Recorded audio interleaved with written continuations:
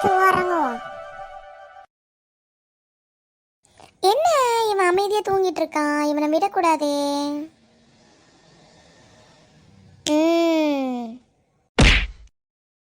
என்ன யாரோ அடிச்ச மாதிரி இருக்கு, பார்த்தா யாரையும் காணோம். என்னடா இது நமக்கு வந்த சோதனை. சரி வெயிட் பண்ணி பாப்போம் யாருன்னு.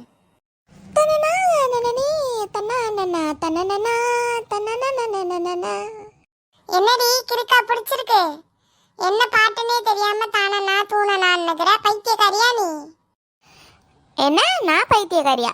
போடா பைத்தியக்காரா. அது இருக்கட்டும், நான் தூங்கும்போது ரூமுக்கு வந்தியா? இல்லையேனே, நான் வரலையே. ஏன் நீ வரலையா? இல்ல, என்னை யாரோ அடிச்ச மாதிரி இருந்தது, அதனால தான் கேட்டேன். எப்படி அடிச்சாங்க? இப்படியா? கரப்பள்ளி, நீ தான் அடிச்சியா? அப்ப உன்னை இன்னைக்கு நான் பாட்டுக்கு தூங்கிட்டு இருக்கேன், நீ ஏன் வந்து என்ன அடிச்சு வம்பிழுத்துட்டு அப்புறம் ஓன்னு உட்காந்து அழ வேண்டியது? அப்புறம் அந்த அம்மா என்ன நடந்துச்சு ஏது நடந்துச்சுன்னு கேட்காம என்ன தூக்கி போட்டு மிதிக்கும். இன்னைக்கு உன்னை உக்காரு, கீழே உக்காரு. அண்ணா அண்ணா, நீ என்ன சொன்னாலும் நான் கேட்குறேண்ணே. ப்ளீஸ்ண்ணே, என்னை விட்டுடுண்ணே. சும்மா விளையாட்டுக்கு தான் நான் அடித்தேன். ப்ளீஸ் அண்ணே.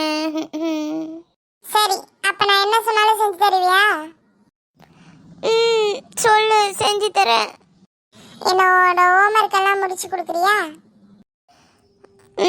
சரி போ, ஆள்ல என் பேக் இருக்கு பாரு, எடுத்துட்டு வா. பரவாயில்ல, அவளே வந்து மாட்டிக்கிட்டா. இன்னைக்கு இருக்கிற எல்லா ஹோம்ஒர்க்கையும் எழுதி வாங்கிடணும். இதை விட்டா நமக்கு வேற சான்ஸே கிடைக்காது.